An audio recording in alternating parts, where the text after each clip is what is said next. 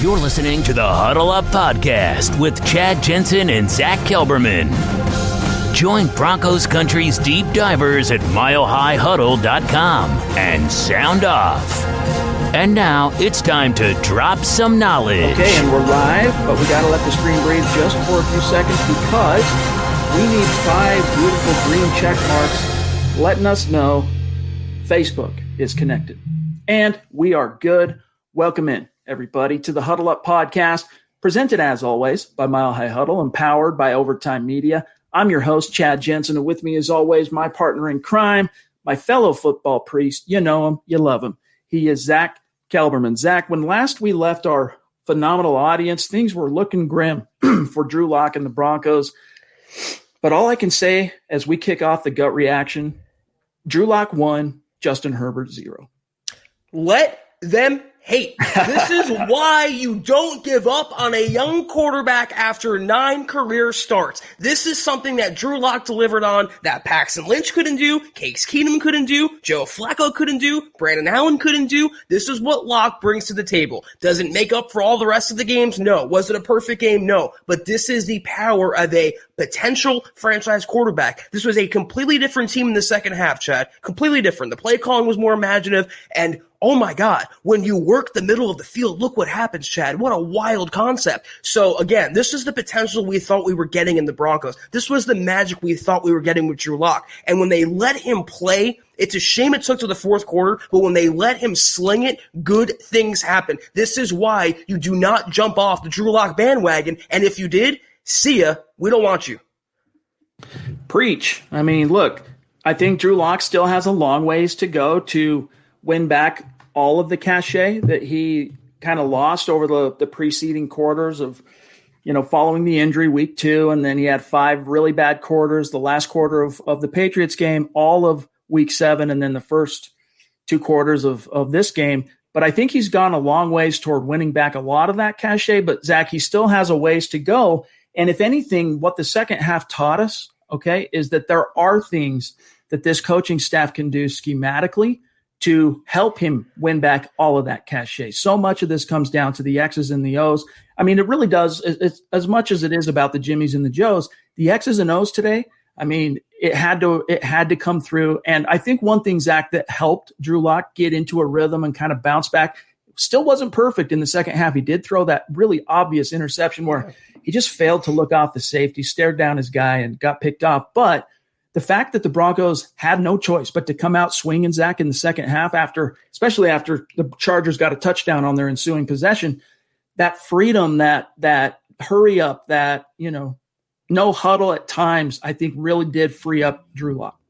Yeah, sometimes, for whatever reason, I think it's psychological or mental. When a team gets down late in the game, they start playing a lot looser. They start playing with nothing to lose. And the Broncos were very tight in the first half. Locke looked skittish, scared, less than a rookie quarterback, like he's playing his first football game ever. This was a different Locke in the second half because they played with their big boy pants on. They played with nothing to lose. And we said that, Chad, on our halftime stream. We'll say, okay, let's see what happens now. They can cut it loose, throw the kitchen sink out there. They got their playmakers more involved. They work the middle of the field, and good things happen when you give Lock time and let him complete high percentage passes. This was a statement win by Drew Lock that can springboard Denver to a potential playoff run. A massive, massive victory. It was definitely a gut check moment. And for all of the imperfections that you still saw from Lock and the offense in the second half, Zack, this was a gut check game, right? This was a pivotal moment if they were going to even take a step towards saving their season. And then it became even more of a gut check and even more of an emotional obstacle entering half, 3 points, 65 total yards of offense, Justin Herbert, 2 consecutive scoring drives, and then he scores on his first drive in the third quarter. It became even more of an emotional barrier, an emotional obstacle, a true gut check. And what should encourage fans the very most is, as much as it was still imperfect as far as a full body of work from Drew Lock, and even in the second half, the fact that he and his teammates, alongside that coaching staff, Zack, that they were able to rally, that should tell you a lot about the cashews on this young quarterback and really with this young team, because this is the type of defining win that gives a young team the belief, look, we can win. We can overcome our foibles. We are as good as this team, the Chargers, who everyone has been talking. No one can, they can't stop talking about this Herbert kid. And here we are, we come back, we win it. It took a few, fortunate twists of fate in terms of 2 penalties on that final possession, but nevertheless, the Broncos got it done. Drew Lock got it done. And that should really encourage Broncos fans because there are still going to be growing pains, Zach, in this final 9 games. But now the Broncos have the belief that they can overcome anything.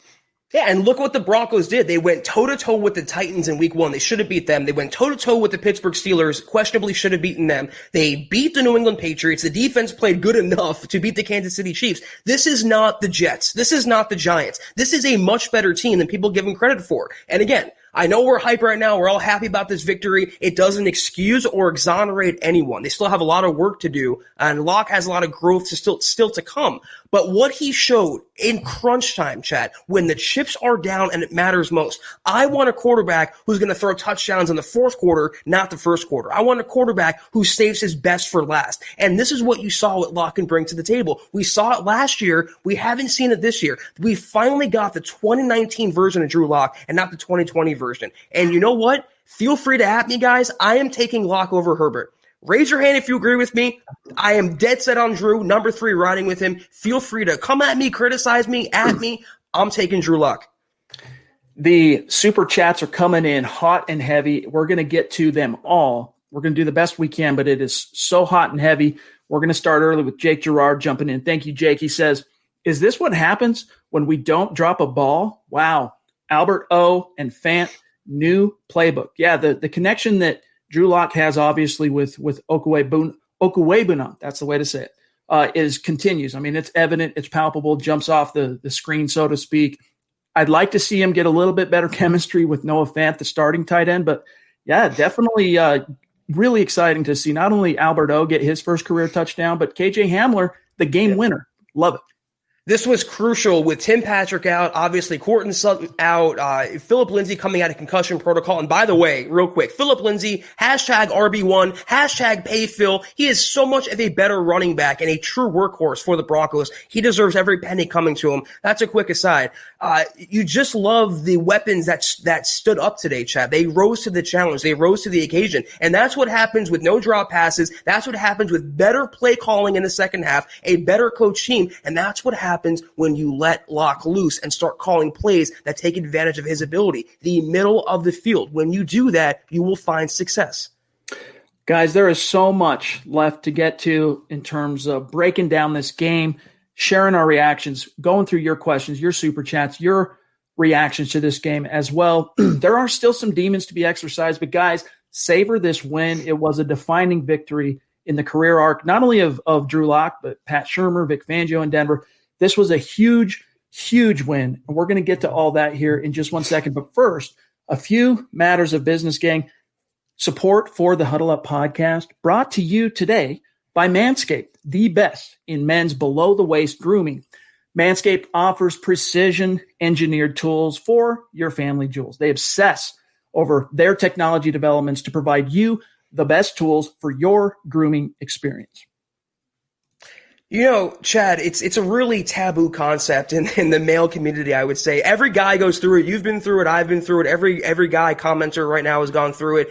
Manscaping and shaving those private areas, it's a challenge. You get nicked, you get cut. It's not a fun experience. You get PTSD, you get traumatized. But honestly, with the Manscaped groomer, there's no hassle, there's no fuss, there's no ouchies. It's a completely painless experience. I love it a lot, Chad. I use it to my advantage, I feel like. And we all need it. We don't want to say it, we don't want to admit it, but we all use it. We all go back to that. So I love using Manscaped. I use it very often. Got to keep things sharp below the waist. Absolutely. Yeah. And that's why Manscaped redesigned their electric trimmer. The engineering team spent 18 months perfecting the greatest you-know-what trimmer ever created and just released the new and improved, they call it the Lawnmower 3.0. It's a third-generation trimmer featuring a cutting-edge ceramic blade to reduce grooming accidents thanks to advanced skin-safe technology pioneered by Manscaped. So when we tell you that this is premium, we mean premium. This battery will last up to 90 minutes. Okay. It's also waterproof technology, so you can groom in the shower, dudes. And one of the coolest features is the LED light, which illuminates the grooming areas for a closer and more precise trimming. It's also upgraded for what it's worth for you techno guys to 7,000 RPM motor with a quiet stroke technology. And we can't forget also the charging stand. You can show your mower off loud and proud because its intelligently designed stand is a convenient charging dock powered by USB. So if you're listening to our voice right now, we want you to experience firsthand for yourself, just like us. Trim that junk of yours, get 20% off and free shipping using the code HUDDLE at manscaped.com. Your family jewels will thank you. Yeah, guys, Broncos country, listen up. Get 20% off and free shipping with the code HUDDLE at manscaped.com. That's 20% off with free shipping at manscaped.com and use code HUDDLE.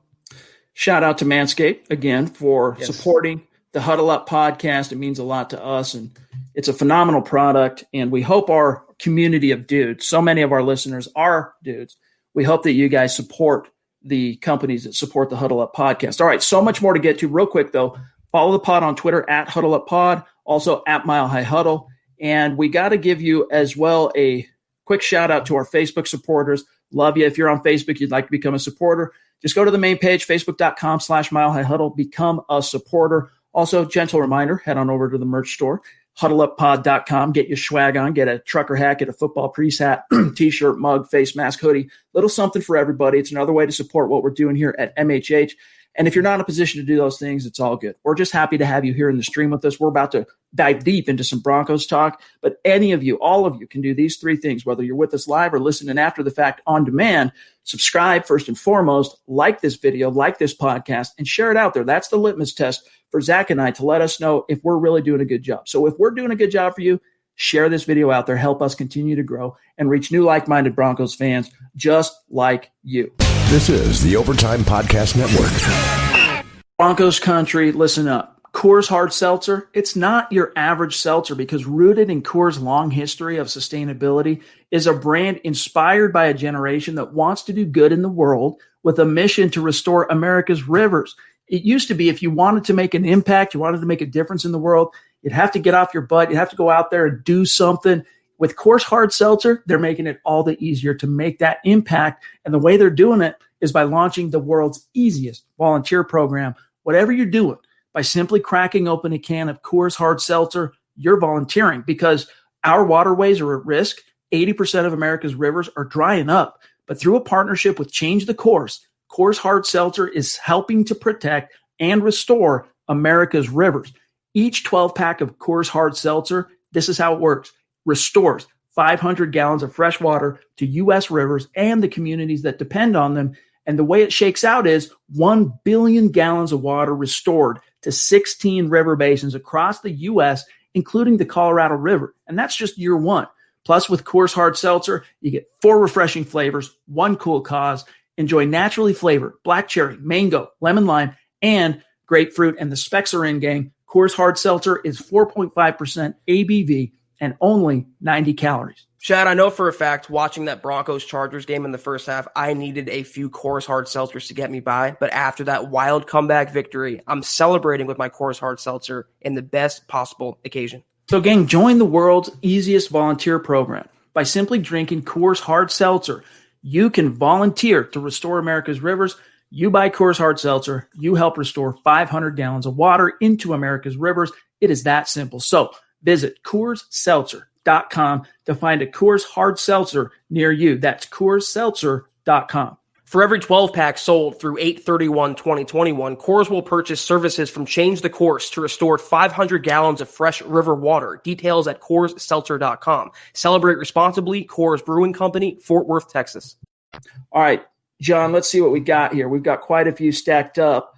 Let's get Duke, the man. Good to see you, Duke. He says, appreciate that generosity, my friend. He says, now, if we can do this every game early, will be nice. I applaud you guys. Chad and Zach, be patient. Hey, man, Zach, it got pretty dicey there for a good game and a half stretch, and it's not perfect yet. But this is just a good reminder for everybody that, you know, look, fans look across the league. They see Kyler Murray balling out. They've seen Justin Herbert playing well. And even today, Herbert played pretty good. They see other quarterbacks that are young going straight from the box to the field playing well. And I understand the QB envy and the impatience, but this is a good example of, Zach, why you got to pump the brakes. You know what? Maybe I'm hyped right now because the Broncos won. Maybe I'm hyped right now because my Manscaped razor, but I'm not being patient. I'm calling on you guys to eat the crow you made me eat over Garrett Bowles, who, by the way, went back to being Garrett Holtz today, Melvin Gordon, and all the rest. Every Lock fan, and I put that in quotes, who jumped off the bandwagon, who denounced him, who criticized him after last week's game, I want you guys to eat the crow. And I want you guys to admit he brought the Broncos back, and the Broncos won that game on the strength of his arm. Own up to it. El Greco jumping in up there north of the 49th parallel. Love you, my friend. Appreciate you. He says, Lock doubters better start believing. Hamilton, who? And Melvin. What a catch, guys. Yeah, I mean, that's Zach. That's the biggest message coming out of this game, guys, is stop jumping to conclusions. Pump the brakes. It doesn't mean you're not critical. It doesn't mean you don't maintain high expectations for your quarterback and for your team. But this is a young guy. Zach, this was his 10th start. Very evident. Plus, he's coming off that shoulder and still getting back into the groove. And more than anything, fans should be encouraged by the fact that Drew Lock, in the face of abject criticism, I mean, Mike Kliss was tweeting that Vic Fangio should consider benching this guy at halftime. What triumph for Drew Lock, and that should be encouraging for Broncos country. Because he has the word that you love to use a lot, and that's metal, Chad. And he has those intangibles. And I'm not saying he's a franchise quarterback. That term is very cliche, but the fact that he can bounce back from a horrible first half and from a really bad last game and put the Broncos on his back and complete that game-winning drive, hanging in there, Chad, taking the hits, completing the balls that he had to complete, and that last touchdown toss to Hamler, that was a nice move on Lock's part. It was a design rollout. He let Hamler get open. He bought enough time and found him in the end zone. Drew Lock, in his 10th start, is growing up right in front of our eyes. It'd be like watching Kyler Murray last year or Lamar Jackson the year before that. This is the young quarterback process. I said it after last week's pod. You're going to have the roller coaster. You're going to go down and you're going to go up. Last week was down. This week was up. It's not his last good game. It won't be his last bad game either. But this is the encouraging aspect, is that he doesn't wilt under pressure. He doesn't let a bad performance sink him like a Paxton Lynch. He is so mentally tough through all the circumstances and all the injuries and all the coaching turnover and all the terminology. He's actually improving, whether you guys want to admit it or not. And that's what I love to see from a young quarterback. I don't care about the stats so much, Chad. I want to see what he does in certain situations, tangibly and intangibly, and Lock passed a lot of tests tonight. And we'd be lying to you if we didn't acknowledge and admit. I mean, those of you that were with us on the halftime show, you know this, that we were having our doubts, that we were very concerned. But, man, it would have been so easy for Lock to just stay in that shell, especially when Herbert comes out after halftime and puts another TD on the board. Chargers sitting there at 21-3. It would have been easy to just go into a shell and say, you know what? But he showed that mettle, METTLE. Jet, CO13 jumping in. Appreciate you, my dog. He says, get your swag on. Lock and feed Lindsay. Let's go. HuddleUpPod.com. HuddleUpPod.com, indeed. But, Zach, that is one of the takeaways here, too, is, they didn't make it a focus to get Lindsay involved in the first half. We surmised during the halftime stream that had to do with them being a little touch and go because of the, concussion coming off of that. But they finally gave him the touches. They fed Phil and reaped the rewards. That 55-yard touchdown run, man, that's what gave the Broncos the spark. I mean, Drew Lock needs to go and buy Philip Lindsay the fattest steak at Ruth's Chris either tonight or tomorrow night, and the big O-line guys that blocked the way for him. But Phil, man, tip your cap to him. That is the star in the backfield. That's what he does. And this is what we predicted, Chad. You and I, and in the face of a lot of other people who predicted big stats for Melvin Gordon this year, we knew Philip Lindsay was a spark plug of this offense. And this is what he brings to the table that no one else on the Broncos offense, any player, can do. He can house any ball at any point of the field. And when you have him in the game, you are never not within striking distance. He is by far the Broncos RB1. He needs to be paid. He needs to be taken care of. And I will say this, I'm a huge Lindsay fan enough to say, if it's not with Denver, I hope he gets his big money elsewhere. He is a true three-down running back in the NFL, and he is so freaking fun to watch every week. And the good news is the Broncos have Lindsay. He'll be a free agent after this year, but a restricted free agent. So they have him under team control this year, and he'll hit unrestricted free agency in 2022. If I was another team, I would give a pickup for him. I would submit, a second-round tender if they tender him at that level. I don't think it'd be a first-round tender. J Fig Vids jumping in. Appreciate you, my friend. He says, let's go. Hell of a second half by Locke and Pat Shurmur. All wide receivers really stepped up this game. What a huge win. And Melvin Gordon's great catch extending for the first down. And then he goes on to say it cuts him off.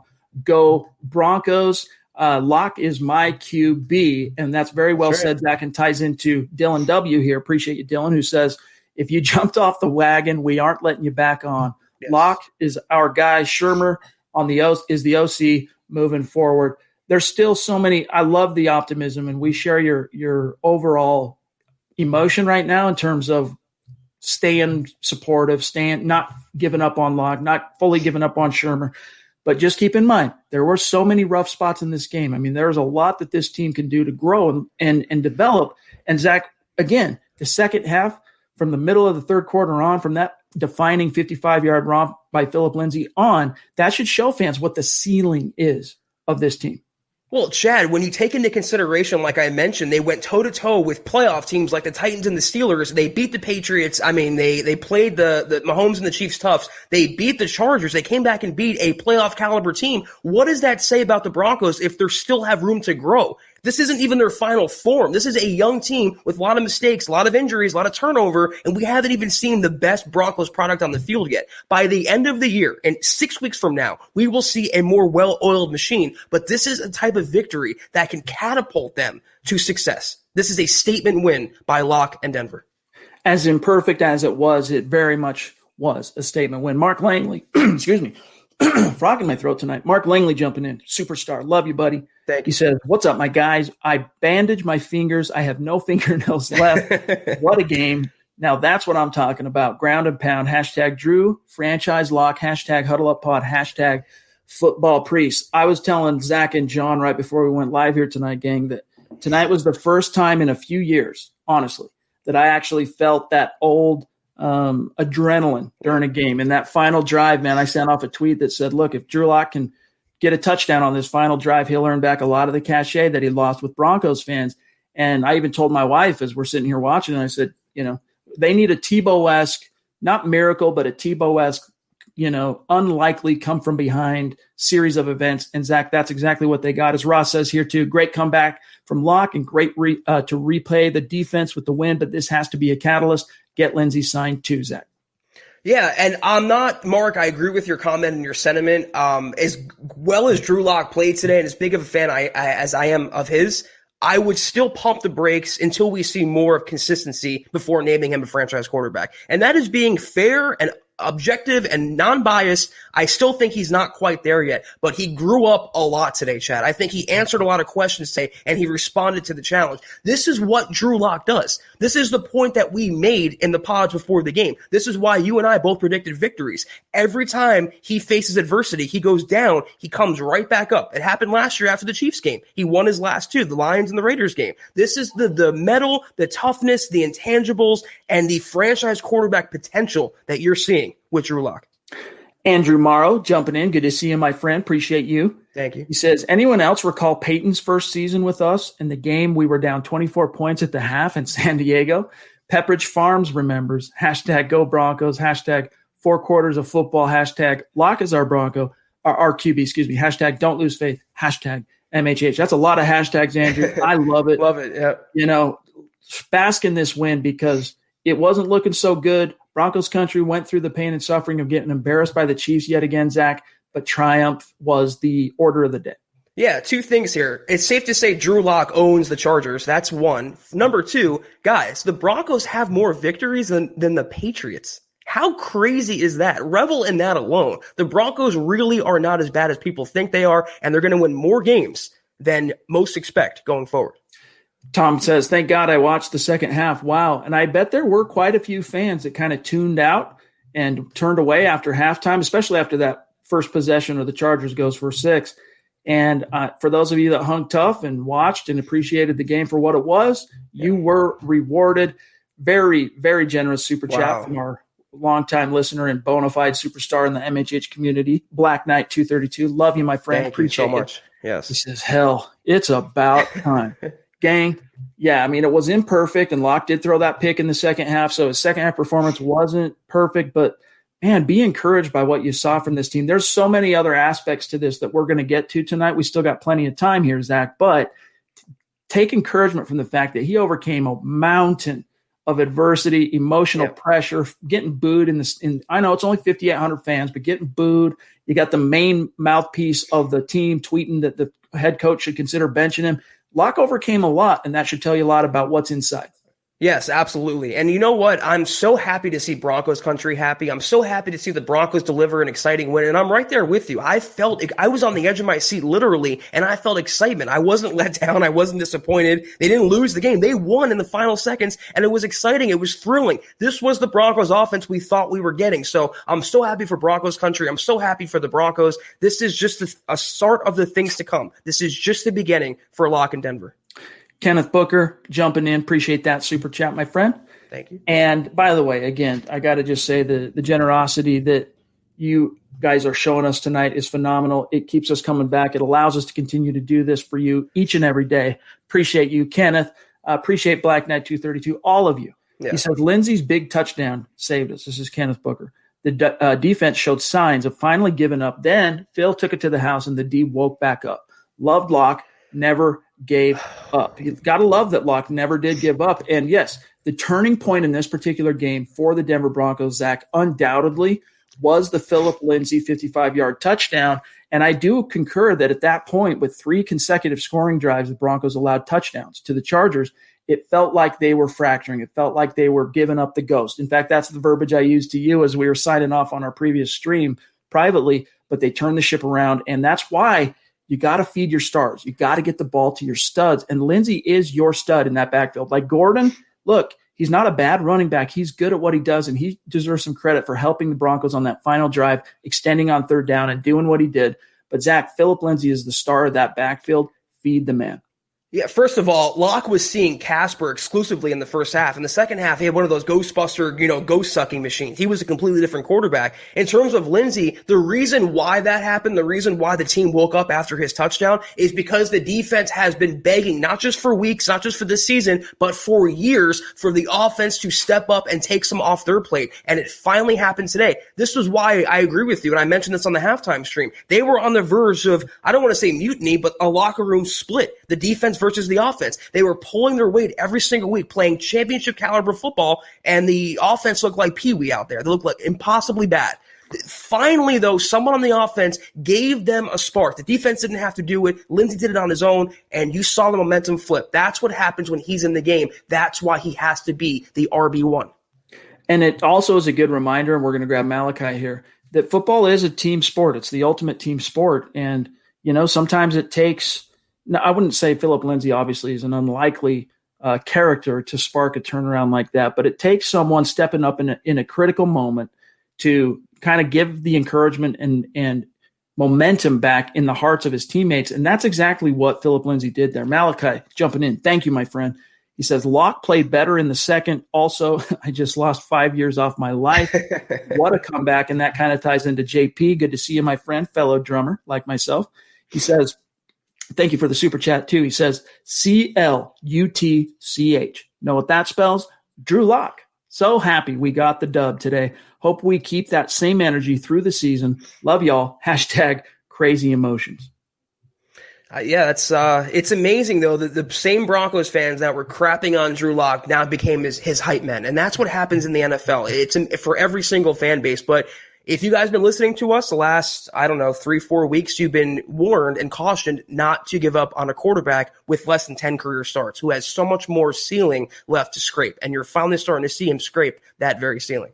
And by the way, we don't know why Mike Kliss tweeted what he did about Fangio and benching, pondering the possibility of benching Drew Locke. We don't know where that came from. It could have simply just been him being that dissatisfied with what he was seeing there. But thank goodness Vic Fangio stayed true to his conviction, stuck with his young quarterback, reaped the rewards. And Zach, I don't know what it was. I got a lot of mentions on Twitter. Vic Fangio comes out of the halftime and he's got a bandage across his beak. What the heck happened there? It was like, did someone get in a fist fight? I'm like, I have no idea. I doubt it, obviously. There's no reason to believe that, but definitely conspicuous. Yeah, the mob boss got into it in the locker room chat in between halves. You know what? It coincides with the Broncos looking much better. Maybe we'll find out as to what happened, but it'd be kind of juicy if one of his coaches and him kind of traded blows. I'll have to find out. All right, John, real quick, I'm going to start going back and grabbing a few of our superstars. It's been so active tonight. Goodness gracious, we are feeling the love. We're feeling the passion from everybody. Naj jumping in. Thank you, Naj. Wow. Appreciate that generosity, dog. He said, brothers, wow, tremendous comeback. Hopefully a defining moment for a young offense. What a spark from Lindsey and a Hamilton sighting. So proud of Locke's resilience and poise late in that game. 2 words that are well chosen and selected there, Naj. Well said. The resilience and poise Locke showed late in that game. Again, Zach, 2 additional reasons to just continue your faith in Drew Lock and just know, man, he just still needs time to grow, and his coordinator needs time to grow alongside him as 2 guys figuring out what works best for each other and making this scheme work. Yeah, that's a good point. And this might be the start of that, Chad. This is how things materialize. It takes time in the NFL. And this offseason, they had no offseason. They had no preseason. They had a limited training camp. I will say this for Pat Shurmur. As much as I have disliked him this season, he called a much, much better game in the second half. And there's no coincidence as to why the Broncos won. If they can keep up that consistency and the Broncos defense keeps playing that well, they're going to be a force for the rest of the season. All right, guys, we still have so much more to get to here tonight, including from Ryan here. Appreciate that, my friend. He says, is it just me? But I was screaming, why is Phil not in the game? Yes, indeed. We were thinking the exact same thing. In fact, we talked about that. Now I can't remember if it was on Twitter, in the game thread at milehighhuddle.com or in our live stream. But definitely the Broncos waited too long to get Phil involved. But it fortunately wasn't too late by the time they figured it out. Guys, we still got so much more to get to, but real quick, we also have to tip our cap to another one of our sponsors tonight, sportsbetting.com. Gambling is now legal in the state of Colorado, and what makes sportsbetting.com a no-brainer for sports fans is the fact that they have sharp odds, low juice, hassle-free bonuses with one-time rollover, meaning the bonus money is yours after you bet it one time instead of having to wait 5 to 30 times to reap that bonus money like you do with other sites. Plus, you get 24/7 live customer support. The kicker, though, pay close attention here. At sportsbetting.com, you can still get a 100% risk-free week of sports betting up to $1,000, and it's not just one bet, but all of your bets. You play for a week. If your losses exceed your winnings at the end of the week, sportsbetting.com will cover it 100% of the difference, up to $1,000. So head on over to sportsbetting.com/milehighhuddle. That's sportsbetting.com/milehighhuddle. Capitalize on a risk-free week of sports betting up to $1,000. This is the Overtime Podcast Network. All right, John, if you want to throw up a couple of supers that you have, the stream's jumping it. So I'm going to have to go back into the settings or the analytics on YouTube and pull a few off. But if you have anyone that you want to throw up here, I don't want to miss anyone. Jeff C., Zach, he says, appreciate you, Jeff. He says, these games already are like being at Six Flags. I need a drink. Something clicked for Locke in the second half, earned more time to be the guy. #Go Broncos. And for what it's worth, Zach, I don't think the Broncos, seriously, like Mike Kliss floated the idea that Fangio was considering or should consider benching Drew Lock, but I just reading the tonality from John Elway this week, Fangio himself, Pat Shurmur, I just don't think that was ever really in the cards for the Broncos. They're riding out this season. He's got this season to really prove what he's got. I need 3 or 4 drinks after watching that fourth quarter alone, Chad. It was very exhilarating. And it's true. I mean, like you always say, time on task is the most important thing. And that's really what he's going to benefit. I tweeted this a few days ago, and I said this on the pod. Drew Lock learns by doing. He learns by failing. He learns by throwing picks. That's how he gets better. And again, there's no coincidence as to why he looked like a much different quarterback last week versus this week. It just takes time. You're going to go through this process. Trust the process. Paul Jones jumping in with a super chat up there in Canada. Not a name that we recognize on super chat. So thank you, Paul, and welcome. It really does mean a lot.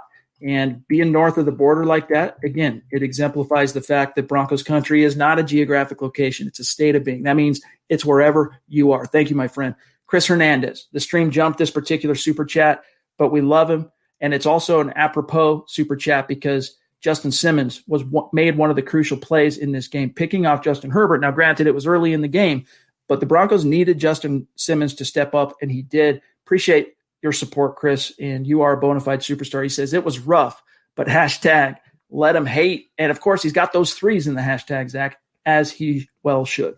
That's right. That's why we invented this hashtag, chat. That's why we sell the shirt at huddleuppod.com. It's just for that very reason. Everyone who should have been locked in before the season should be locked in right now and should be locked in even when he has a bad game. This is the power that he can bring to the table when he's managed and coached correctly, and this is what he can do. So hang in there, and those who are still hating, let them hate. It doesn't matter. Indeed, and we've got Dennis Woods, another one of our longtime listeners and superstars up there in the fine state of Michigan, who's saying, pay Lindsey. Pay him, damn it. I'll say it, Chad. Pay them, man. And, hey, we echo that, my friend. It's just so obvious and apparent. Yeah, $750,000 he's making this season. Melvin Gordon's making $8 million. That's a discrepancy. How ridiculous is that? I mean, this was an issue that we harped on quite a bit during the offseason, and I think for a lot of fans, it got to a point where, we were kind of flogging a dead horse, as it were. But, man, the fact that he's making so much more than Phillip Lindsay. I mean, I can think of I'll say 3 plays that Melvin Gordon has made this season that were noteworthy. One of them, the over-the-shoulder catch in the end zone. What was it, week 2 or 3? I don't remember. I think it was week 2, actually. Yeah. I think it was from Jeff Driscoll, in fact. The 41-yard touchdown against the Jets that put the icing on the cake for the Broncos, and then that play to extend on 3rd down today. Other than that, he's pretty nondescript. Zeus McPeak, love you, my friend. Zeus. First visage etched up on the MHH Mount Rushmore, longtime superstar. He says, a tale of 2 halves. Geez. Yeah, if you didn't know any better, man, this is one of those games. This was almost Tebow-esque in terms of how bad it was in the first half. And the only difference being that with Tebow, sometimes it would take all the way till the final 5 minutes before you would see any spark or movement. In this case, the Broncos did get it going in the 3rd quarter, but Zeus, you're right, man. A tale of 2 halves.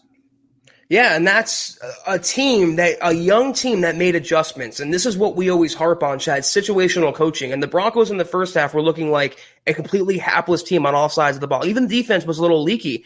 On the second half, obviously the offense stepped up, but the defense was playing better. They forced a key turnover. They contained Herbert a little more, I believe, and they just looked like a much better team. And I believe that started with the coaching staff. This is what we've been saying about Fangio. Get in there, take control of your guys, be a coach for all 3 sides of the ball, and I think you'll see a better result. There's no question that's how you improve. I'd rather the Broncos finish strong than start strong and end weak. All right, we've got let me see here real quick. I want to make sure it's from AJ Zillinger, longtime listener of the show. We'll grab him next. But first, we got to grab this extremely generous super from Pobby, who, Pobby has been going through a lot of stuff in her personal life. We won't gush and, spill the beans on everything she's battling and on her side of things, but she can't be in every single stream. But when she's in a stream, she is not only participating in the conversation, but she's supporting MHH and with gusto. And Pobby, I hope you know how much you mean to all of us here, and not just to Zach, myself, John, and all the pod hosts, but to the community. We love you. We appreciate you. And this kind of support, this level of support, it just stuns us, and we just appreciate it so much. And we can't say it enough. There's nothing more we can say. It just means so much to us. And Zach, she says, this is for number 30 and number 3. Love the second half comeback. What a win. Go Broncos.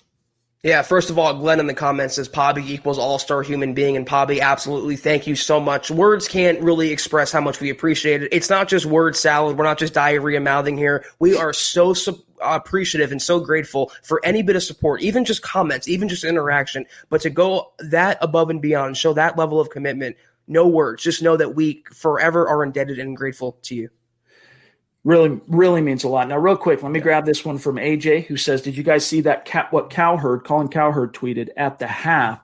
I'm taking a quick look here, guys, and I'm seeing, I think I know what he's talking about. Yeah, let me pull this up real quick so everybody can see this.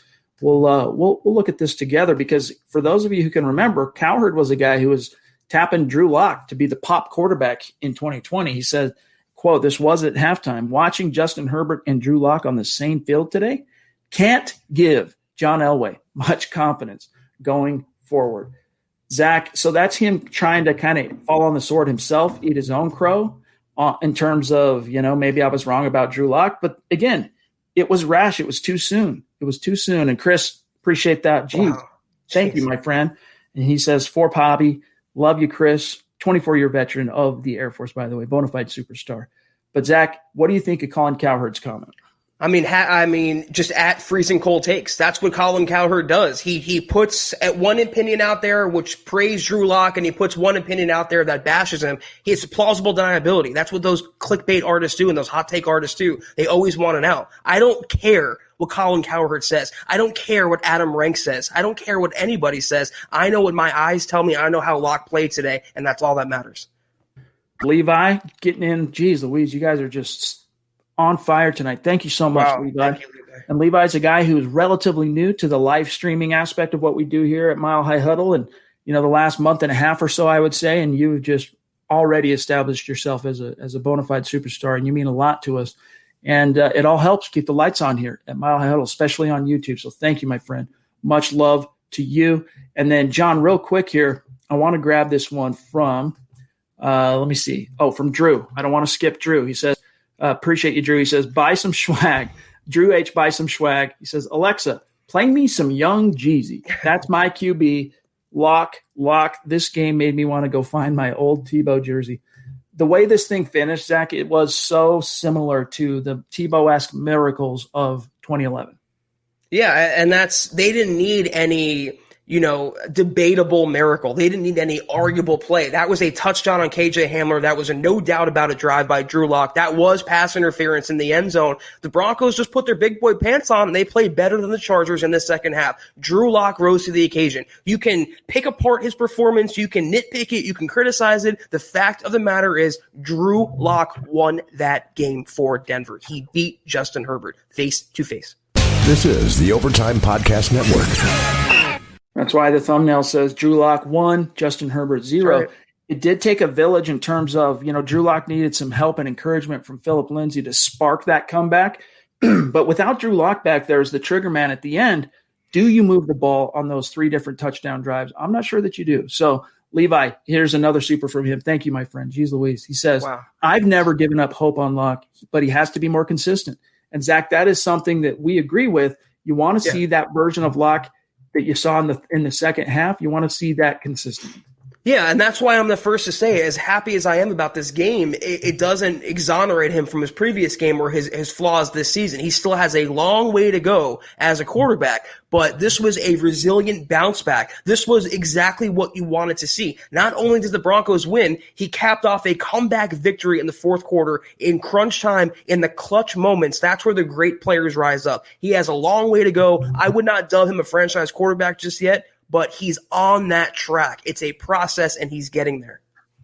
And that's one of the things that we've said consistently on this podcast, though, is that, look, he's got franchise tools, all right? He's just got to put it all together, and maybe tonight is the first step in that direction. I mean, I guess I would say that 4-1 start to his career as a rookie was the first step, and maybe tonight can be that second step that can allow him to pick up some momentum. Drew Lock, Huang Ji jumping in. Appreciate you, my friend. He says, Drew Lock, baby.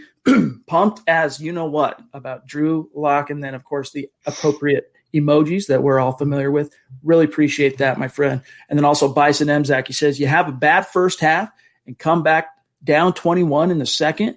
You are the guy. Go Broncos. So that tweet, I wouldn't say it was prescient from my part, but it was pretty much stating the obvious, which was on that final possession, down 6, 2.5 minutes, whatever it was. If Drew Lock can drive and get a touchdown, he earns back most of that cachet in Broncos country that he lost. Zach, it feels like he did just that. And he did. And this is what you want to see from a young quarterback, and you want to see how he's tested and how he bounces back. And again, we can keep harping on this victory. It is one singular victory. It doesn't exonerate him, like I said, but the fact that Broncos country has a means to celebrate, the fact that Broncos country is lifted right now and encouraged right now, that is the most important aspect of how this season is shaping up. Because again, it doesn't matter necessarily about wins or playoffs. It matters about Drew Lock's development, whether he can be the guy for 2021 and going forward. And based on this game, the answer is more yes than it is no. Mr. Castillo jumping in. Appreciate you, my dog. He says, this is why football is the best sport in America. And Zach, that is definitely something that I would concur with 100%. Football, as a youngster myself, football Football was always my favorite sport. I wasn't the best at football. My best sport as a kid and in high school was basketball, but there's something about the game of football that I just think there's a reason why it is king. And today was a good example of the Broncos-Chargers game today was a good microcosm on why America has now vaulted the NFL. It's king above all else. Yeah, it used to be baseball. I mean, not in my generation, maybe my father's generation, but it's no longer America's pastime, Chad. I mean, football is king, and you can put a pandemic, you can put bad play, you can put injuries. It's never going to stop the American public from consuming football. And you and I can attest, and every commenter can attest, we were all glued to our TVs tonight. That's the power of football. Speaking of north of the 49th parallel, we have here Terry Randall. Everybody knows Terry. Bona fide superstar. Love you, my friend. He says, hashtag state of being, hashtag the final countdown. Good to see you, Terry. And again, coming off your birthday week last week. Hope you had a great birthday.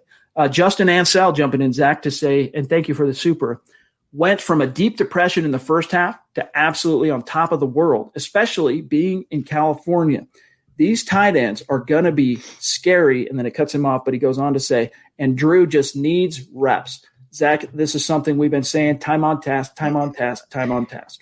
I mean, it's common sense. It's beyond common sense. That's any young player needs time. Any young player needs 9 starts, or at least 9 starts, if not way more, to judge him accurately, and especially for quarterbacks, and especially for raw quarterbacks. Locke fits every one of those boxes, and you have to give him more than 9 starts. And you're seeing, if you just give him experience and reps, and like, as you say, time on task, good things will happen. It's common sense. It's fundamental.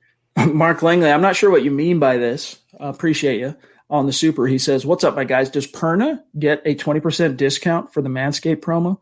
Of course he does. Yes, go, guys, right now. Support the sponsors that support this podcast. Go to manscaped.com, use code HUDDLE, and get yourself 20% off and free shipping.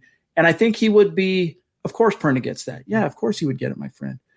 Seth James Demore jumping in, a name we don't recognize on Super Chat. Welcome. Thank you. He says, 22 for number 22, Kareem Jackson. That hit on Pope put a statement back into the Denver D. We needed that hit to warn every team moving forward. Don't mess with the Broncos. We're coming with a tenacity moving forward. And definitely once Phillip Lindsay sparked that 55-yarder, it wasn't perfect from the Broncos defense, Zach, but Kareem Jackson was out there setting the tone. Yeah, I mean, he knocked out AJ Boye, but he was a little aggressive. But you like to see that. I'd rather see over aggression than under aggression, and that fit the complexity of the head coach. It seemed like Vic Fangio was very passive as normal in the first half, and he was pasting. He was bloody nose, no face shield. He was a different, pissed off coach in the second half, and the team, the offense, and the defense took on that complexity. That's an encouraging sign going forward if they can play aggressive and pissed off us against the world. That's the Broncos football I've come to know.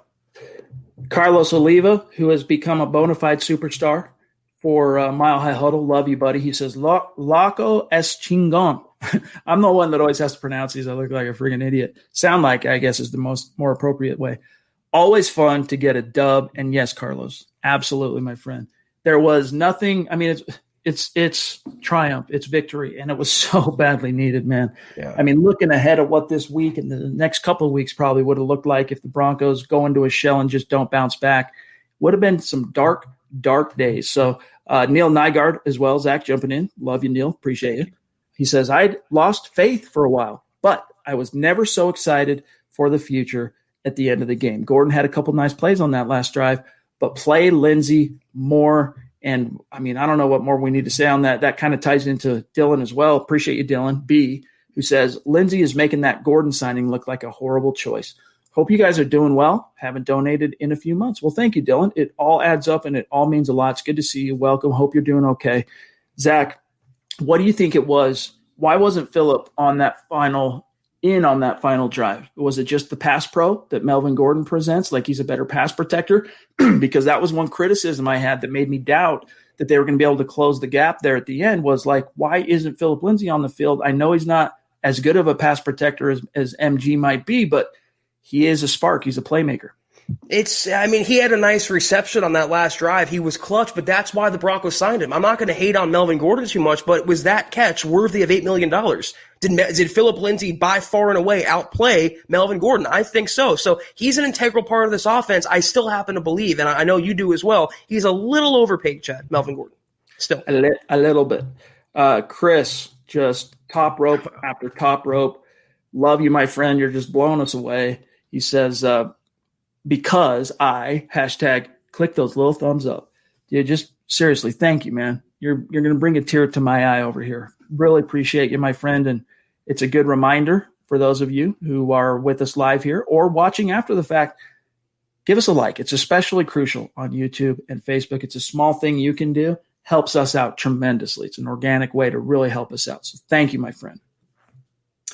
Let me see here real quick where we're at, John. I've got a few from Brian Greenfield, our friend Tony, Fred Rocks. I can throw up here on the screen. In fact, let me just do that because you know what we do on this podcast. We leave no superstar out in the cold. And Zach, this is a good topic from BG. Appreciate you, BG. How about Deshaun Hamilton stepping up today? Thoughts? Now, it wasn't perfect. You want to talk about an imperfect performance. He did have that one poor, I can't remember what it was, illegal block above the waist or something on that Philip Lindsay run that picked up like 8 yards, but then set the Broncos back behind the sticks. They ended up punting on that possession. But then he goes and makes a phenomenal play. A 40-yard lock hits him perfectly in stride. He's got nothing but green pastures all the way to the house. What was your analysis on Deshaun in Week 8?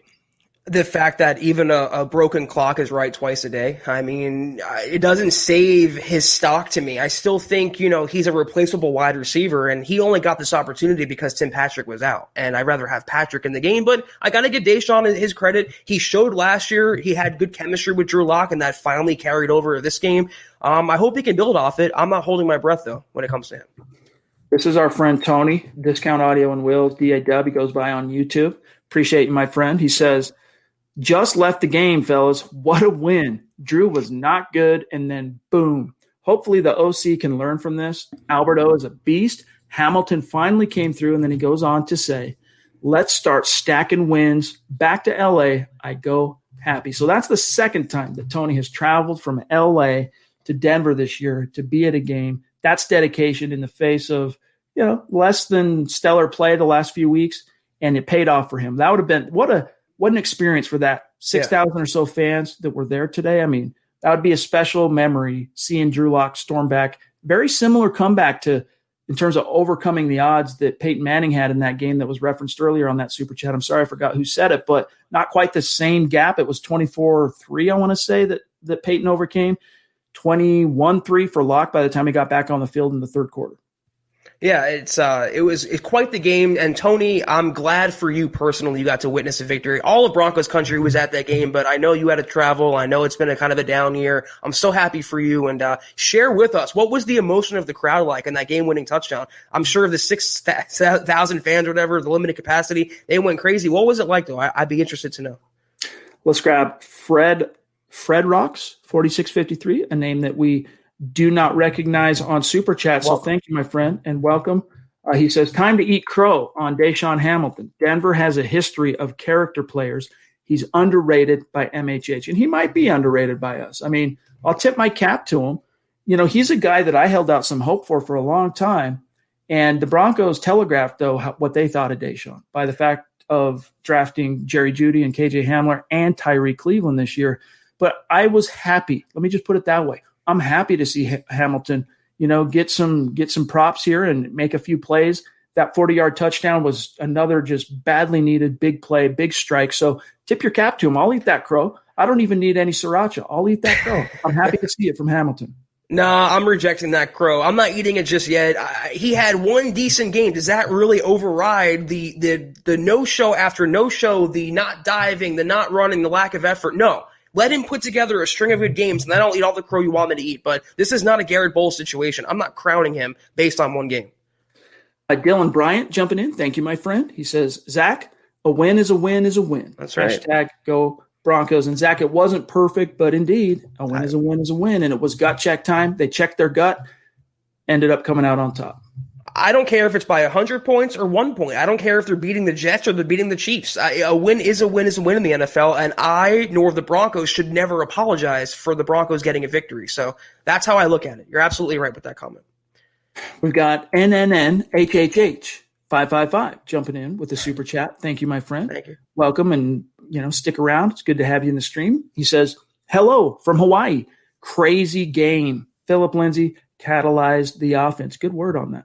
Pay that man. Hey, man, we echo that. But, yes, that Philip Lindsay 55-yarder, we've touched on it a few times here tonight, and well said, my friend. He deserves to get paid, and he deserves a lot of credit. And, frankly, one of the game balls from tonight needs to go to Philip Lindsay. Ren99 Zach says that second half is how we should have been playing all year on offense. So, Zach, how do you replicate it? And thank you, Ren. Thank you, NNHHH555. How do you replicate it? Does that mean you need to start, if you're Pat Shurmur, going more no huddle, right? Starting to kind of speed things up tempo-wise and try and get Locke into a groove? Yeah, up tempo, no huddle. I would sit Drew Lock down if I'm Pat Shurmur and I'm Mike Shula. I would sit him down at the table and be like, listen, what are the plays you feel most comfortable with? Tell us your favorite plays. Tell us the plays you don't like, and cut down the playbook for a young quarterback. But stay aggressive, use the middle of the field, get all the weapons involved. Hopefully Tim Patrick comes back next week. You have Philip Lindsay making plays. Just keep doing what you did in the second half. I was saying to myself watching the game, where was this Broncos team the last couple of weeks? Where was this Broncos team in the first half? I hope next week and going forward we get the second half Denver team, not the first half. But just stay on playing loose, I think, is my biggest key to victory. Don't play tight. Don't play scared. Don't play conservative. Don't play like you're afraid to make mistakes. Go out there and cut loose, and you'll have success. This is the Overtime Podcast Network. You're in the league, baby. Take some encouragement, some confidence in knowing you made it to the top of the mountain. Go out there and play like it. Virgil Sparta, another name. So many newer names that we don't recognize on Super Chat tonight. Just jumping in. Yeah. Love you guys. Thank you and welcome.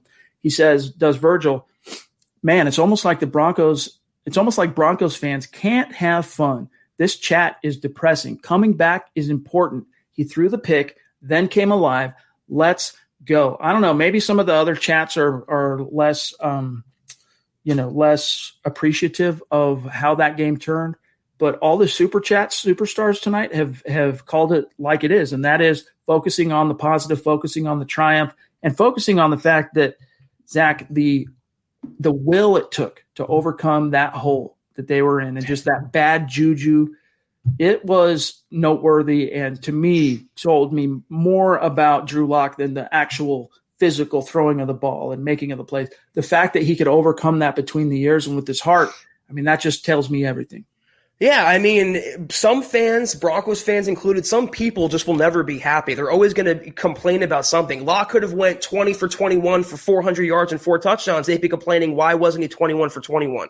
Broncos fans, like the Broncos themselves, have to learn how to win also. It's been too long. They've been irrelevant for too long. So fans have to come around to understand and grasp what a comeback victory means for this team, for a young quarterback. It was the Chargers. They have a history of kind of collapsing under the weight of themselves, but the Broncos still won the game. They still came back, and Locke came back and won that game for them in the last play. So that's what I take out of it. That's what I take going forward.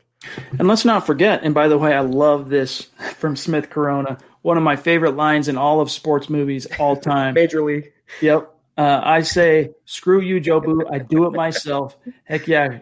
Pedro that Serrano, was the best baby. one, too. The best Major League, too. Oh, yeah. No, undoubtedly. Far and away. I'm a Gomer, I admit. But, like, when Ricky Vaughn comes out at the end and Wild Thing comes on in the final game against the Yankees, I still get goosebumps just because I'm such a sports nerd, and it's just such a phenomenal moment. And it's a goofball movie, but it's just strike this out. Yeah, right. Oh, dude, I love that line. We could go down the rabbit hole on Major League here, but well said, Smith Corona. Lock in the second half, probably. Yeah, I mean the football gods weren't helping him, and he took care of business himself. And JJ Jordan Johnson, and this is a guy, Zach, who has been a longtime listener. He supports the cause. He's a 5-star reviewer for us on Apple Podcasts, and he supports the merch store every way around. He's an MHH guy. And Jordan, we love you. Give our best to your girls and to your family, and really appreciate your generosity, my friend. He says, Locke outplayed Herbert. Locke showed true leadership in that final 2 minutes. Great game. Yes, and we were harping on Locke. Locke needs to show emotion during the halftime stream, Zach. We were talking about he needs to show some spark, some fire, and he did at the end. And that's the one thing I'll say about Justin Herbert. And you guys have heard me say it before on this podcast. One of the things that turned me off about him as a prospect, phenomenal talent. I mean, he's as talented physically as any quarterback in the league, but he doesn't ever – you never see him fired up. You never see him. And when you get him in front of a mic, maybe it's changed now that he's a pro. I haven't watched one of his pressers for a while, but he's just very kind of almost shy, inward. I don't know what's the word. I'll just say shy. It's just quiet. And I don't know how that translates, Zach, from a leadership perspective. And meanwhile, Locke, he's dancing around out there as he's making plays, and it was still in doubt, but he's out there having fun and loose. You got to like seeing that. But it wasn't Locke versus Herbert. It was the Broncos versus the Chargers. The Chargers weren't looking at this game like, oh, it's our quarterback versus their quarterback. I hope ours is better. There was two quarterbacks, young quarterbacks, going head-to-head for the first time, and Locke prevailed. Locke was the victor, and I don't think he outplayed Herbert just like Herbert didn't outplay Locke. I think the Broncos in the end outplayed the Chargers, and that's the most important thing. I keep saying they can't look to the Chiefs, they can't look to the Raiders, they can't look to the Chargers to decide their quarterback plan. They have to be specific to Denver, and we're following that process as we go along. The princess of MHH has already weighed in. Now we got the queen, KR, jumping in. Miss Christie, appreciate you, my friend. She says, Locke is the man, looking much better. Locke is my QB. Yeah, I mean, that's a good example, Zach, of he needed to win back some cachet within Broncos country, some trust. And I think that final 2 quarters earned back quite a bit. Maybe not for everybody, maybe not all the way, but it should have for most people. I hope even for the harshest Locke detractors, it bought him a second chance in their eyes. It bought him another week's worth of, okay, let's see what he can do. He had one bad game versus Kansas City. He came back and had a good second half against the Chargers. Let's see what he can do going forward. I hope for even the most staunchest Locke haters, they can see, like, listen, this guy isn't as bad as we think he is. We got Mr. Castillo jumping in. Thank you, my friend. He says, the defense really missed Mike Purcell today, and it was clear why he got the extension. Zach, for a quick second, I know we're already approaching the 1 hour mark, and we've got so many superstars stacked up, but I want to just take a second here. This is a good segue opportunity to talk about the fact that Vic Fangio's rushing defense allowed over 200 yards on the ground today. In fact, the final Butcher's Bill, the Chargers rushed for 210 yards on the road in Denver.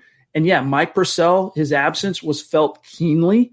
I know that Sylvester Williams, he was in there quite a bit, number 73. And again, give the man back his number. Give him back 92. If he's going to stick around for a while, Jonathan Harris is on some injured, non-football illness reserve list. He's not using 92. Give it to Sylvester Williams, not only a former first-round pick of this team, but starting on 2 Super Bowl rosters for the Denver Broncos and one of the heroes from Super Bowl 50. Give the man back his number 92. But getting back to it, Zach, Mike Purcell being gone from the middle there, yes. I mean, there's just not enough girth, all right? I don't want to start a new hashtag trend in the chat stream, but there's not enough girth in the middle there. And I was really disappointed, to be frank with you, in the performance of both A.J. Johnson and Josie Jewell in terms of their run fits as well.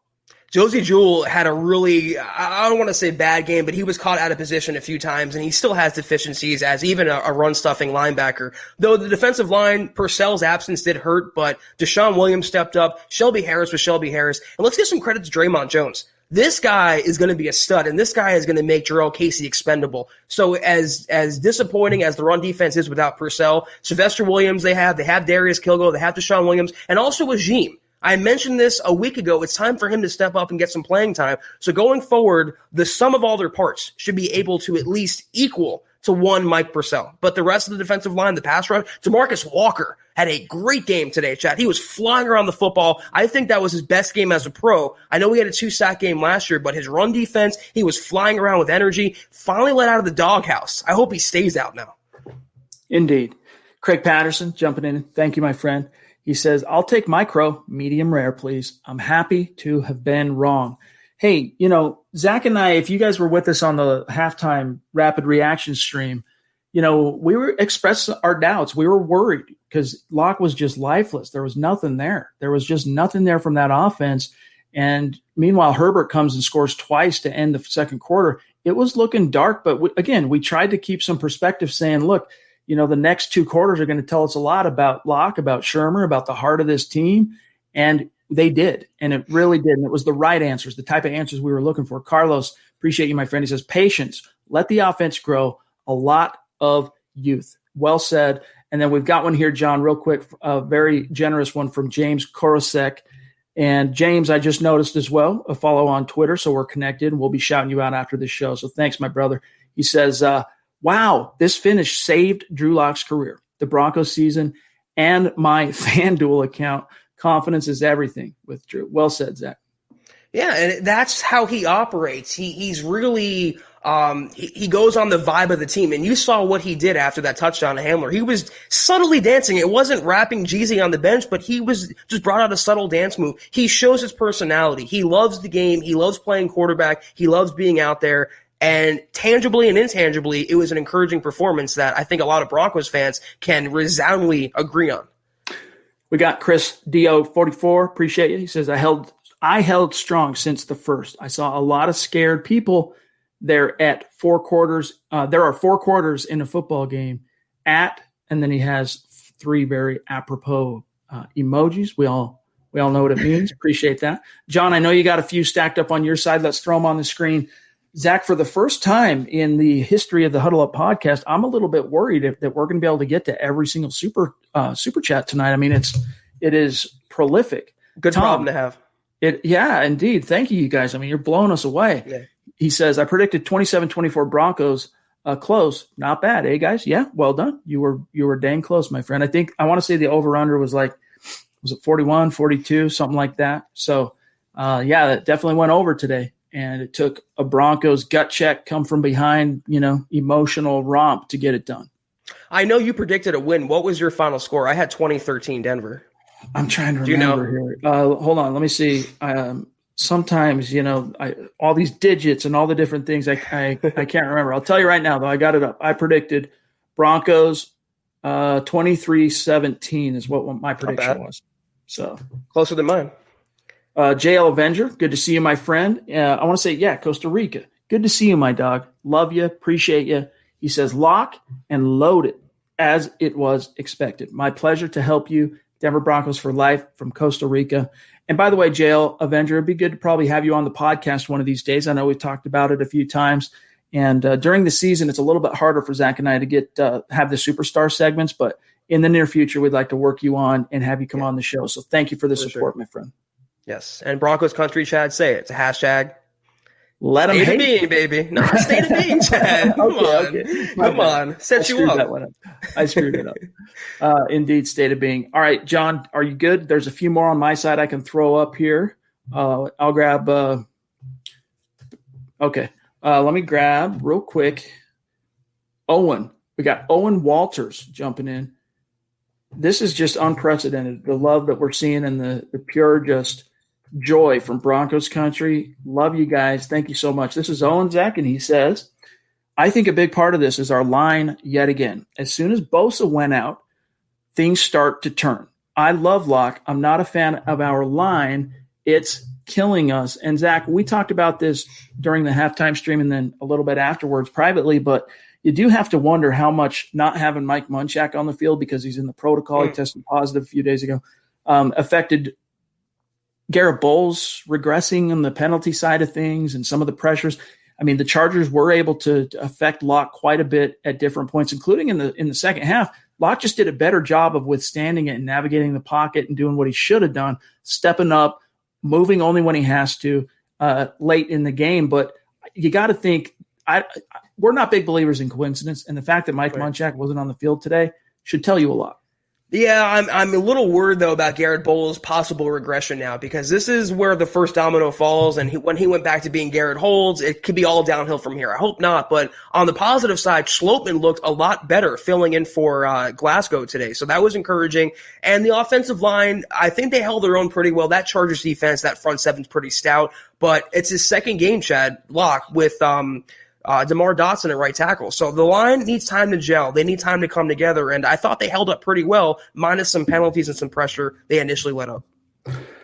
This is from Ryan Steinauer. Appreciate it. He says it was the O-line in the first half, not Locke. Yeah, the O-line really struggled, and it wasn't all Locke. Locke was bad, but the offensive line struggled in pressure, and they could not open up a hole. Now, in their defense, I want to say it was 7 designed runs in the first half, but at the same time, Zach, so many 3-and-outs, you can't get a full drive going. You can't get an O-line. It just goes to show, again, football is the sum of its parts, and it takes those parts all working in unison to really, create consistency. Deshaun Berube jumping in. Thank you, Deshaun. You're welcome. I love how, when the Denver Broncos were down in the game, how focused Drew Lock was. You can see it in his eyes. What do you think the Broncos can do to get Drew to, and then he goes on to say, keep that type of focus all the time? I don't know, Zach. I think there's something about the hate, the criticism, the doubt that fuels Drew Lock. And so if you're Drew Lock and you're Pat Shurmur and you're Mike Shula, you're trying to figure out how to artificially create that emotional environment for Lock on a week in, week out basis. And, maybe some of that is reminding him, hey, man, you should have been a first-round pick. You weren't. You ended up in round 2. Let's go show him today. Come up with some kind of a ritual, something to get him in that mindset, the same kind of mindset that, Aaron Rodgers had, dropping all the way in the first, and any young quarterback, or even the same like Philip Lindsay going undrafted, the whole me against the world, I'll show him something. Yeah, and it's funny here that Ben Lee said the boos were the motivating factor. But, he hears the criticism, Drew Lock. He's a big team first player, but he wants to succeed for himself as well. Intangibly, the confidence factor, like you just mentioned, that plays a part. But also, Pat Shurmur's play calling in the second half was night and day better than it was in the first half. He was taking advantage of Lock's strengths. The Philip Lindsay touchdown helped to kind of like revitalize the team. But down the middle of the field, getting the ball into Judy's hands, letting him run, letting him rack up that yak. Getting the ball to Alberto in the end zone, it's better play calling. If they play loose and they play aggressive, they don't play scared and timid, they will have success. You'll see a lot more of the second half Broncos than the first half Broncos. Carson says, appreciate the super, by the way, Carson. Don't start booing too early now, Drew Lock. Well said. We got Malachi. Love you, buddy. He says that game was ridiculous. There's no reason we should have won that other than heart. Yeah, I mean, They were the team that had the most resolve. What was the other words that someone used? I forget the name though, but poise, resilience. The Broncos had it and the Chargers failed. Yep. The Broncos rose up and the Chargers imploded. And that's the sign of a good team and a bad team right there. And the Broncos, you can look at their record. You can look at the Chiefs game. You can look at some of the other losses this year, the Bucs game. They are a lot better than people would indicate or realize or admit to. I just got to say, Chris Hernandez, I love you, buddy. 90s punk rock guy like me, a skate punker and diehard Broncos fan and a bona fide MHH supporter. Much love to you, dog. Jess, CO13 Sports, love you, buddy, too. He says, I believe in you. I believe in you guys. And Kareem Jackson, KO Pope. Yeah, indeed. I loved seeing Kareem Jackson mixing it up. It reminded me that hit where he knocked out AJ. It's like Kareem Jackson trying to replicate Steve Atwater in Super Bowl 32 where he knocked everybody out, including himself. Kareem Jackson could probably expect a FedEx envelope from the league office for that. It looked like it was helmet to helmet, but I think it was shoulder pad to helmet. Either way, though, he was kind of headhunting there. I like the tone he sets. I want to see that Kareem Jackson. And Chad, after he knocked him out, he was like flexing and bragging and screaming. I love that nasty type of defense. I want a bunch of a-holes on defense. I want the aggressors. I don't want the defensive guys, literally and figuratively. Ridge Stimson jumping in. Thank you, Ridge.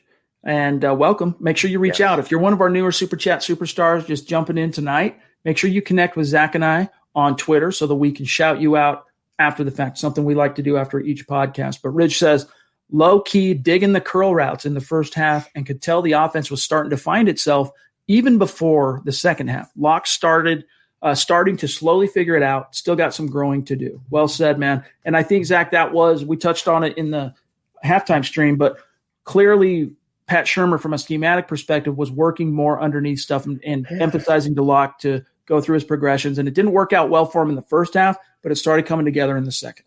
it's just so elementary. Curl routes, slants, ins, crossers. These are all the things we've been begging for. And I still want to see more ingenuity. I still want to see more creativity. But it was a promising second half from Pat Shurmur after looking like the first half. I was calling for his firing, Chad. I know I have for a while, but that first half was a fireable effort, or lack thereof, from Denver. He turned it on in the second half, and it's no coincidence. You call proper plays for Locke in this offense. You call simple plays, high percentage plays. Good things will happen. Brandon Reagan, appreciate you, Brandon, jumping in on Super Chat. Thank you, He Brandon. says, I've been watching almost every day. Great job, everyone. Hamilton stepping up. Didn't see that coming, LOL. Or did see that coming, LOL. Big O coming along. Alberto, yeah. Alberto definitely, he's I was glad to see him get that butt inbounds, right? That rear end for that touchdown. It was good to see him finally hit pay dirt with his old college quarterback.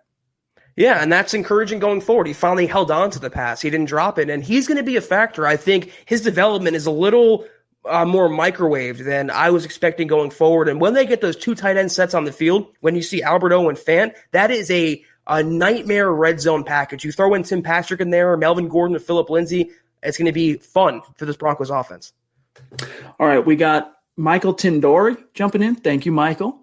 Reach out, connect with us on Twitter. He says Malik Reed has 5 sacks, excuse me, through the last 3 games. Does his athleticism make him Vaughn Light? Also, Chubb with 5.5 sacks on the season.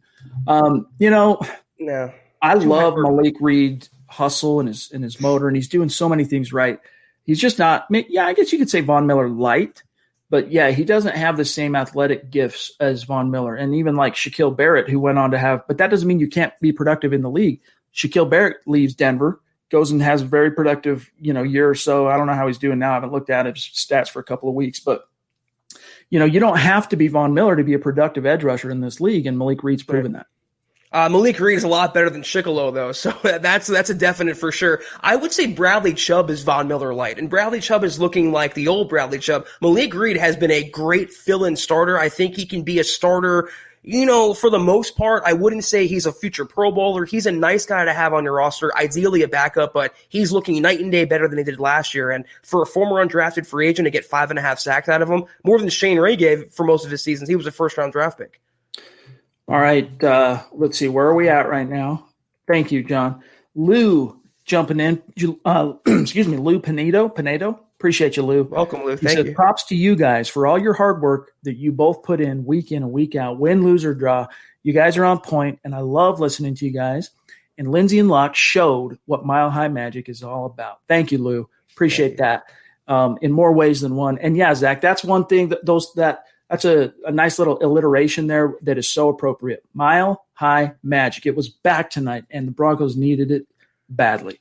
When was the last time we almost came close with that Case Keenum to Demaryius Thomas against the Chiefs? That would have been the Mile High Magic. I can't remember the last time I felt this way, and you said it perfectly. Those butterflies in a good way were back, and that adrenaline was pumping, and ended not with the Broncos loss, not with a crushing Broncos defeat, but an exhilarating Broncos win. I can't remember the last time, and I know, at least for me, I'm enjoying this.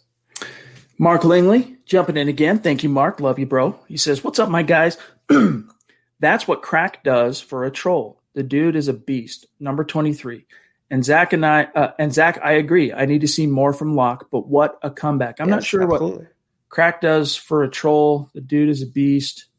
I'm not sure what he's getting at there. Maybe there was something in the chat I missed. I don't know. But love you, Mark. And yes, it was encouraging to see that from Locke. That should answer and assuage a lot of the concerns Broncos fans have. Yeah. But we still need to see more, and you're going to get more. He's the starter for the next 9 games. Yeah, this is not the last victory with Locke. He will have better passing stats, but what he showed today bought him a lot of, at least more goodwill than he had last week. Now, Zach, we're sitting here at an hour 15. There's a lot of stuff that I got to get working on at milehighhuddle.com to cover the aftermath of this game. So let's rapid fire these remaining superstars. We don't want to leave anyone out in the cold. We never have before. So let's try and rapid fire these. And Ron Dubb, it's good to see you, my friend. It's been a minute, but we love it when you're in the stream because you always bring the good questions and points and topics. He says, hey, guys, this game is proof that Phillip Lindsay should get paid. Awesome comeback. What do you think the future holds for Hamilton? The chemistry is there, but he needs to be more consistent.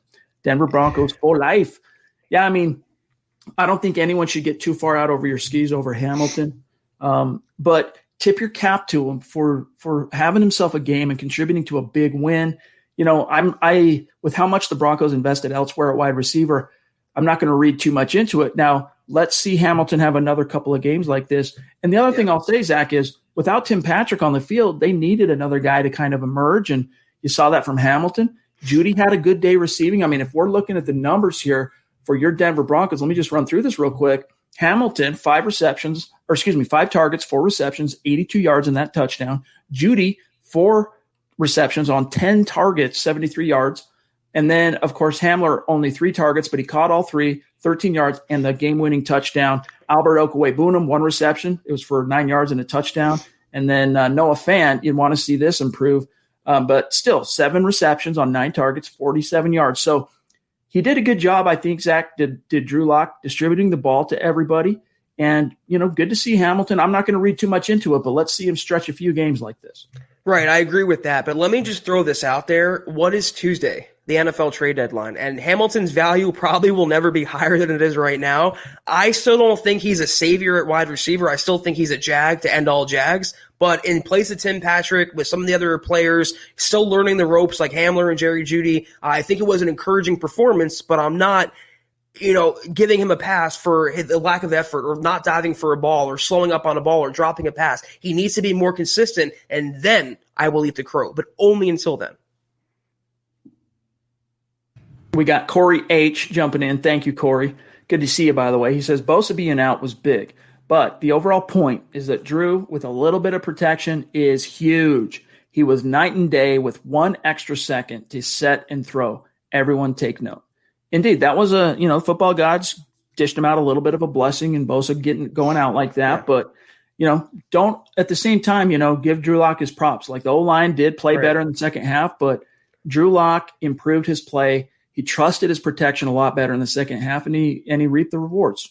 And you know what? The Broncos haven't had Cortland Sutton or Von Miller, but other teams, saying the same thing about their victory. I don't care about Bosa being out. There's other Chargers players on the field that were talented as well, and the Broncos beat the Chargers on the last drive of the game. That is the most important aspect. I'm not looking for excuses. I'm not nitpicking. The Broncos and Drew Lock won this game. Levi jumping in to say, send Chris and Pobby a shirt, LOL.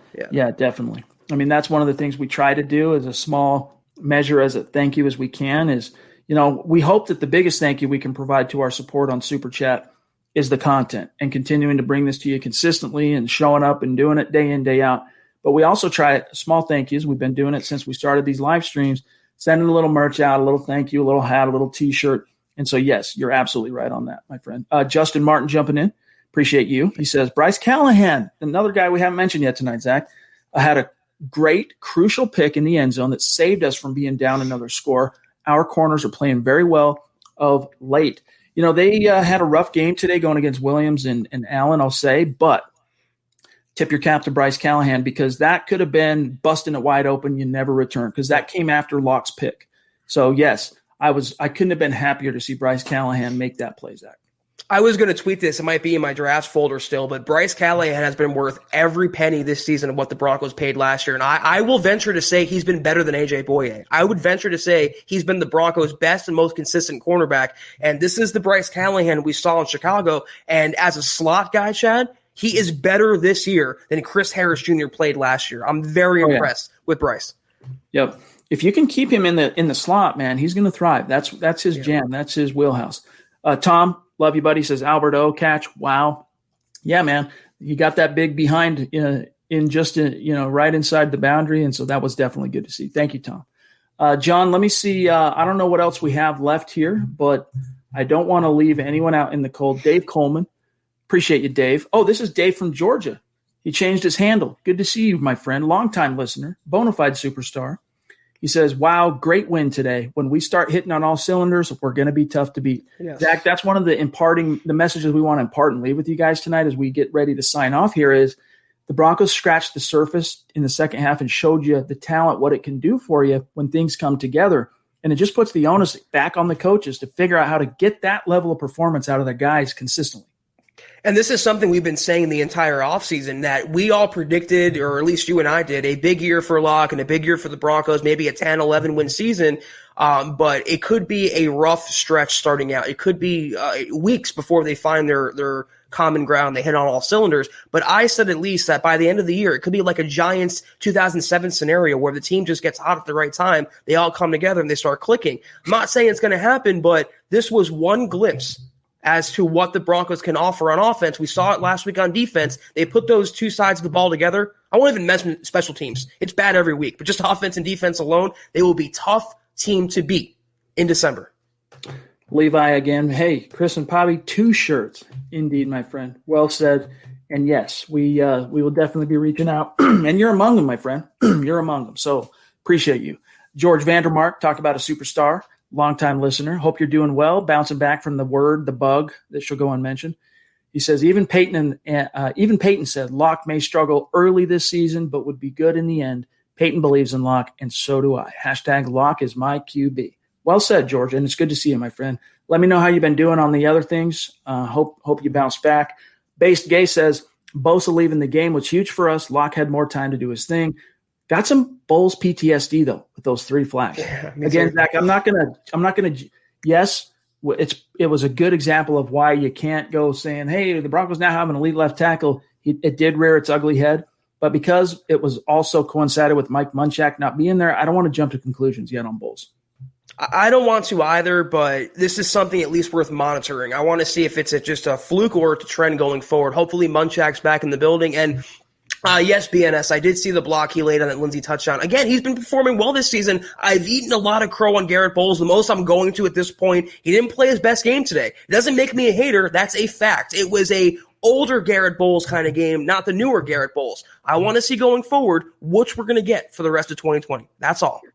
Michael jumping in again. Thanks, my friend. He says the only difference between Locke and Herbert right now is Herbert has Allen and Locke is missing his sure target in Cortland. That is one of the differences, is a more established, I think, receiving core. But at the same time, I think if you look at what the Broncos have, there might be more upside for Locke to work with.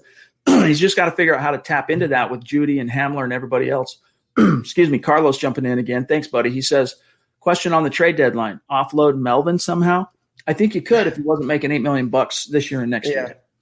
Unless the team agrees and the Broncos agree to kind of split his salary. But I think they're stuck with him this season. And he did make that catch on the last drive to keep the chains moving. I think that bought him a little more tenure in Denver. I don't see him trading him, though he is definitely still, I think it's inarguable, he's overpaid.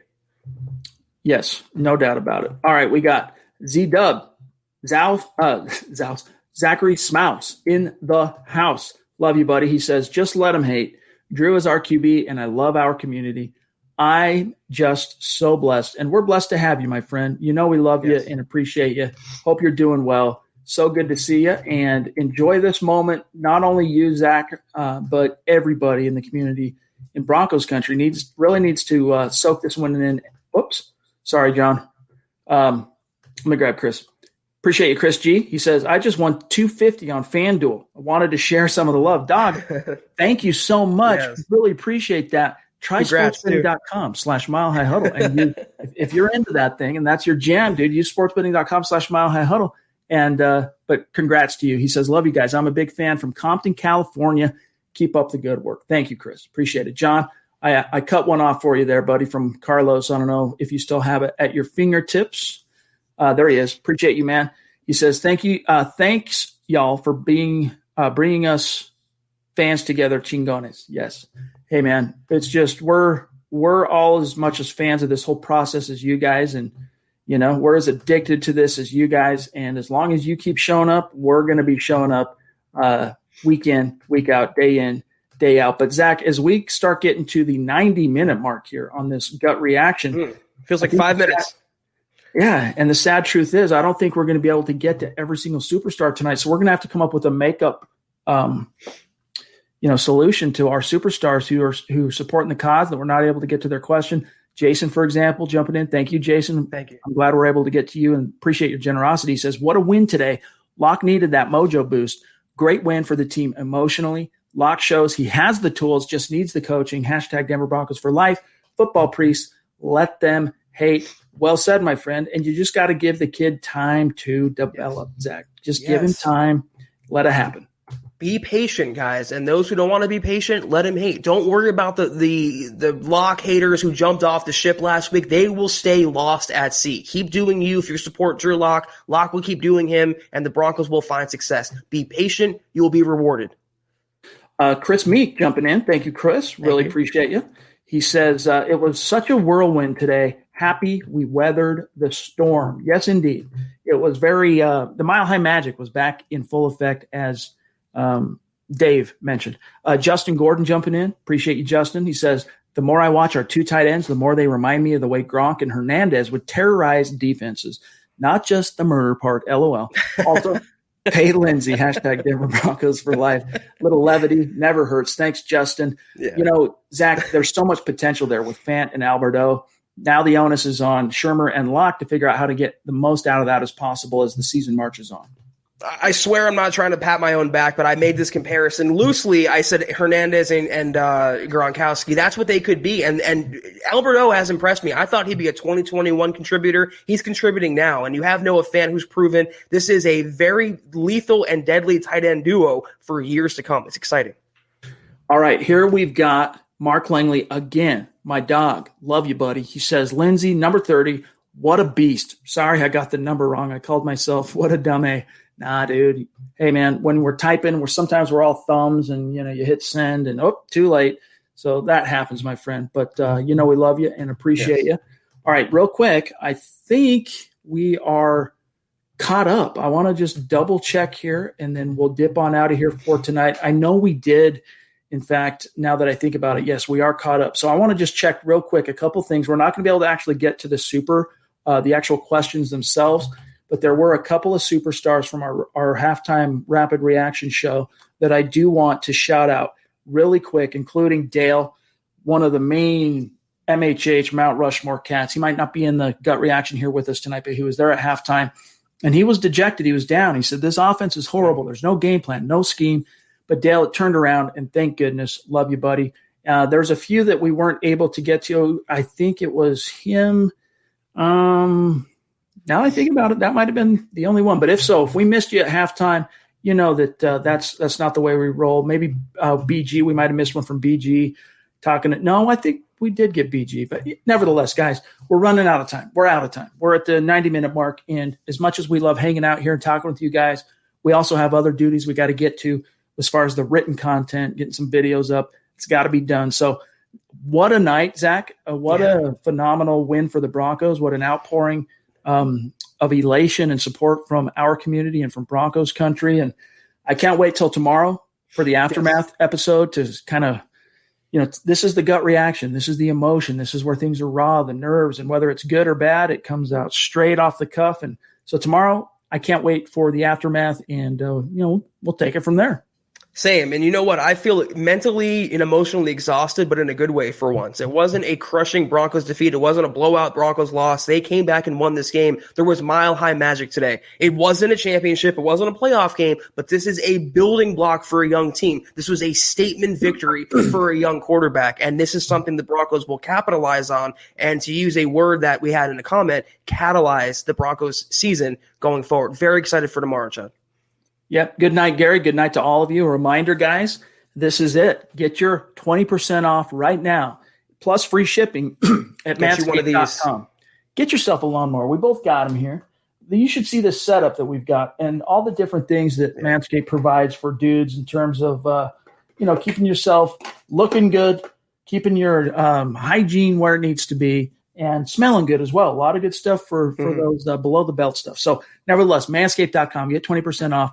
Just use the code HUDDLE. We appreciate them supporting the cause. And then also our sponsor too, sportsbetting.com. Love you. And that'll do it for tonight's episode of the Huddle Up Podcast.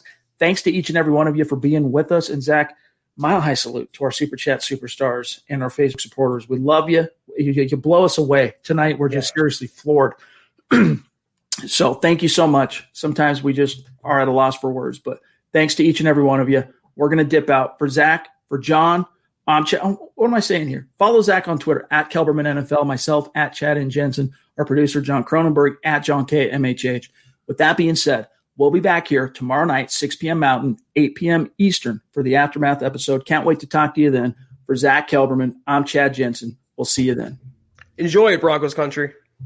You've been listening to the Huddle Up Podcast. Join Broncos Country's deep divers at milehighhuddle.com to keep the conversation going.